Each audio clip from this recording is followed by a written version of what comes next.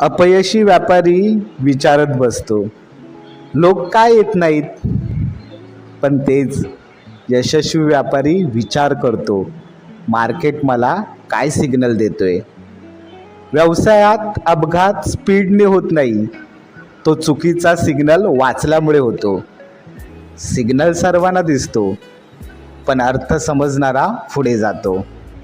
बघा ना, दुकानात रोज तोटाच होत आहे, ग्राहकच येत नाही, तरी इगोमुळे एखादा दुकानदार ते दुकान चालूच ठेवतो. हा आहे रेड सिग्नल. अशावेळी स्मार्ट बिझनेसमॅन काय करतो?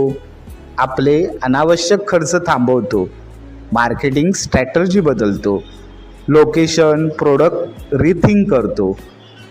जो रेड सिग्नलला थांबत नाही, तो बिझनेसमधून कायमचा बाहेर पडतो.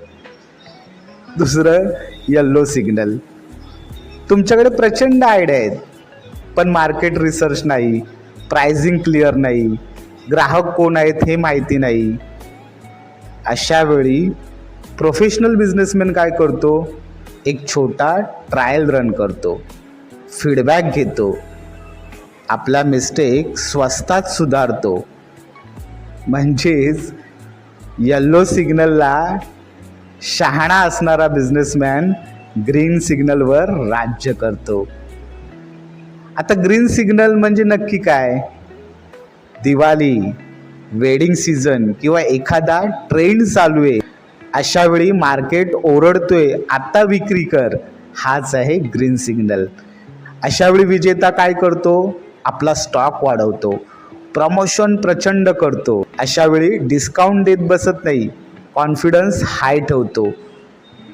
ग्रीन सिग्नलला झोपलेला व्यापारी नंतर सवलतीत रडत बसतो. थोडक्यात काय, रस्त्यावर रेड येल्लो ग्रीन सिग्नल पाळले तर अपघात टळतो, पण व्यवसायात हे सिग्नल समजले तर नशीब बदलतं.